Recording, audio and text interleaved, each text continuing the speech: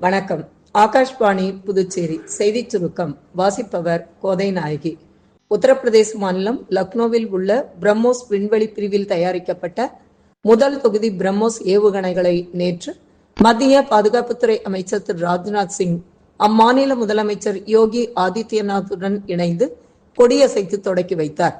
திரு ராஜ்நாத் சிங் நிகழ்ச்சியில் பேசுகையில், பாதுகாப்பு தளவாட உற்பத்தி மையமாக இந்தியா மேம்பட்டுள்ளதாக தெரிவித்துள்ளார்.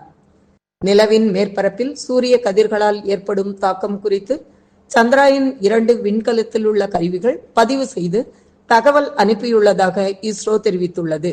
இது தொடர்பாக இஸ்ரோ வெளியிட்டுள்ள அறிக்கையில், 2019 ஆண்டு ஜூலை 22 ஸ்ரீஹரிகோட்டாவில் இருந்து விண்ணில் செலுத்தப்பட்ட சந்திராயன் 2 நிலவின் சுற்றுவட்ட பாதையில் தொடர்ந்து செயல்பட்டு வருவதாக தெரிவிக்கப்பட்டுள்ளது. பீகாரில் 18 மாவட்டங்களை உள்ளடக்கிய 121 சட்டப்பேரவை தொகுதிகளுக்கு முதல் கட்டமாக வரும் 6ஆம் தேதி தேர்தல் நடைபெறவுள்ள நிலையில் மனுக்களை திரும்பப் பெற நாளை கடைசி நாளாகும்.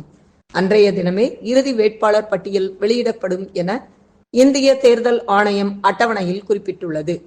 தீபாவளி பண்டிகையை முன்னிட்டு புதுச்சேரி துணைநிலை ஆளுநர் திரு கைலாஷ்நாதன் வெளியிட்டுள்ள வாழ்த்துச் செய்தியில், தீபாவளி பண்டிகை நாட்டு மக்களிடையே ஒற்றுமை மற்றும் சகோதரத்துவத்தை பலப்படுத்துகிறது என்றும், இந்த தீபாவளி பண்டிகை நம் அனைவரது வாழ்விலும் ஒளிமயமான எதிர்காலத்தை மகிழ்ச்சியை கொண்டு வருவதாக அமையட்டும் என்று குறிப்பிட்டுள்ளார்.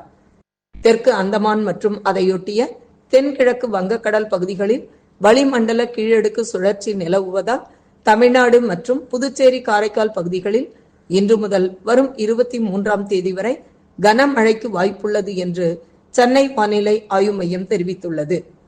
குவஹாத்தியில் நடைபெற்று வரும் உலக ஜூனியர் பேட்மிண்டன் சாம்பியன் போட்டியின் மகளிர் ஒற்றையர் பிரிவு இறுதி ஆட்டத்தில் இந்தியாவின் தன்வி சர்மா தாய்லாந்தின் அன்யாபத் பிச்சிப்ரி ஷா சாக்கை எதிர்கொள்கிறார்.